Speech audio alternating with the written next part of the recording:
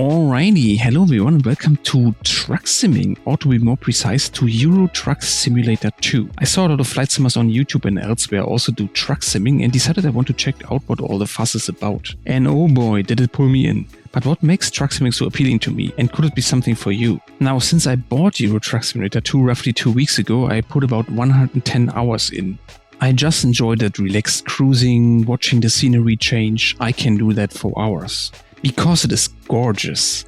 I had so many memorable moments. After all these hours, my jaw still drops on a regular basis. And they are doing that with a 12-year-old engine. I don't even know how. Now I get that eventually they have to upgrade to a newer engine. There are some limitations like anti-aliasing, mountains popping in at distance, but for the most part, this is one of the most beautiful sims out there.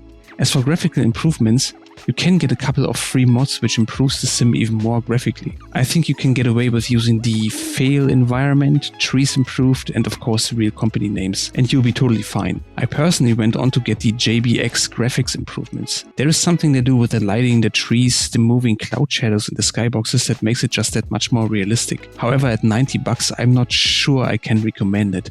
If you're an enthusiast, yes, but I think for the most part you'll be perfectly happy with the mods I mentioned earlier. Another reason I like it so much is the entire feel of the sim. Since there are basically no driving sim peripherals which aren't force feedback, it feels very close to really driving a vehicle. For example, the steering wheel automatically centers after you make a turn, just like it would in a real car. This adds so much to the immersion. In flight simming, force feedback is a little less common and mostly much more expensive. I, for example, use a Thrustmaster T248, which cost me about €280, and a stick shifter for another 70. The yoke I'm using for flight simming alone costs more than all my driving sim peripherals put together.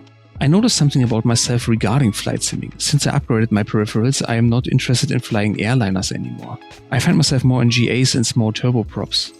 In airliners, we typically do our flight preparation, taxi to the runway, take off, give it to the autopilot, and then take over manually, sometimes hours later, when we land again. In smaller planes like the Icon A5 or the Cessna 172 or Caravan, I find myself hand flying the plane more of the time because usually flights are shorter and the plane is more direct, so I get to enjoy my flight sim peripherals and my interaction with the plane more.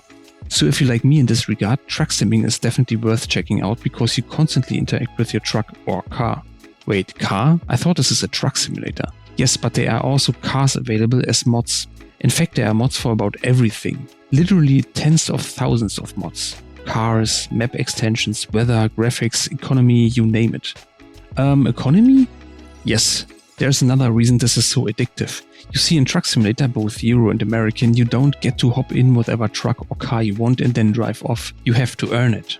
Completing deliveries gives you money you can spend on trucks, cars, garages, expanding your business. You can even hire drivers for a truck company. So there's an entire economic simulation in the background. It is not very complex like in some of the space sims, for example X4 Foundations, but it works very well. Although I have a bit of a change request here. At the beginning you make money via so-called quick jobs.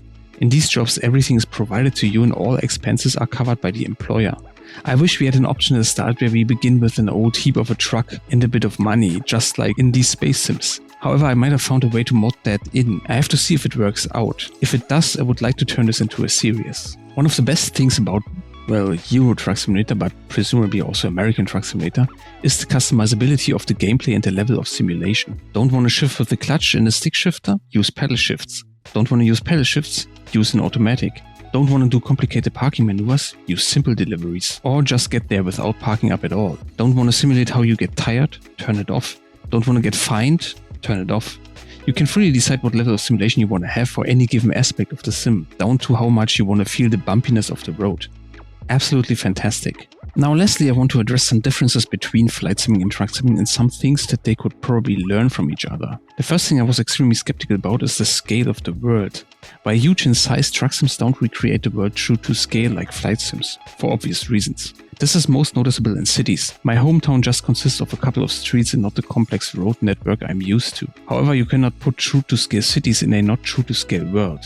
And you cannot use a true to scale world in a truck sim because a 50-hour journey would take, well, 50 hours.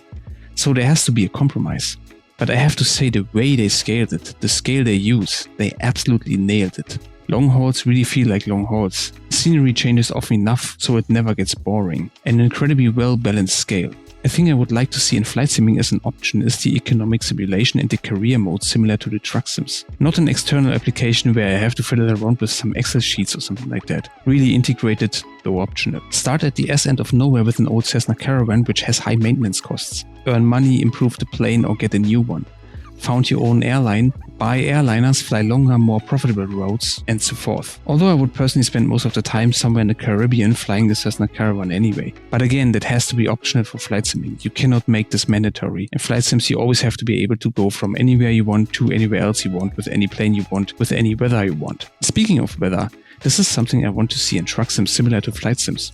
Live weather. I get that there's a problem with seasons, which only one flight sim, X-Plane 12, has at all. And it's not a very good implementation, because it is just plain applied to the entire hemisphere. So Norway in March looks the same as the south of Spain in March, and in reality that's just not true. But even without seasons, just to get the correct cloud level, like 5/8 or whatever, whether it's raining or not, and the temperature would be great. But all in all, I'm super happy with Euro Truck Simulator at the moment. There is so much to try out, so much to explore. I can't wait to get another 100 hours in it or another 1000.